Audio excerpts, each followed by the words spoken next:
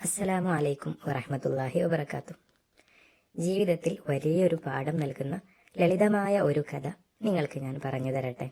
ഇത് പ്രവാചകൻ മുഹമ്മദ് നബി സല്ലല്ലാഹു അലൈഹി വസല്ലമയുടെ കാലത്ത് നടന്ന ഒരു സംഭവമാണ്.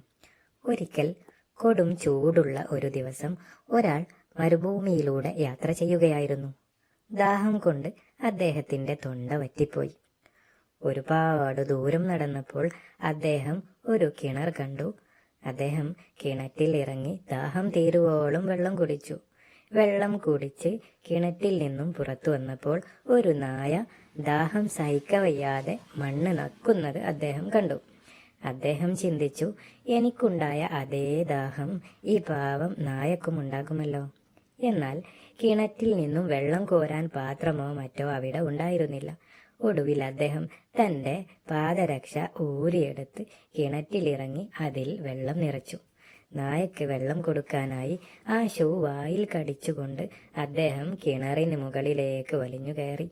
എന്നിട്ട് നായക്ക് വെള്ളം നൽകി. മറ്റൊരു ജീവിയോട് കാണിച്ച ഈ വലിയ കാരുണ്യം കാരണം അള്ളാഹു അദ്ദേഹത്തിന്റെ പാപങ്ങൾ പുറത്തു നൽകുകയും അദ്ദേഹത്തെ അനുഗ്രഹിക്കുകയും ചെയ്തു. മനുഷ്യരോട് മാത്രമല്ല, എല്ലാ ജീവികളോടും കാരുണ്യം കാണിക്കുന്നത് പുണ്യമാണ്. നാം ചെയ്യുന്ന പ്രവൃത്തി എത്ര ചെറുതാണെങ്കിലും അത് ആത്മാർത്ഥതയോടെ ചെയ്താൽ വലിയ പ്രതിഫലം ലഭിക്കും. മറ്റുള്ളവരുടെ വേദന സ്വന്തം വേദനയായി കാണാൻ നമുക്ക് സാധിക്കണം. അള്ളാഹു തൗഫീക്ക് ചെയ്യട്ടെ. ആമീൻ. അസ്സലാമു അലൈക്കും വറഹ്മത്തുള്ളാഹി.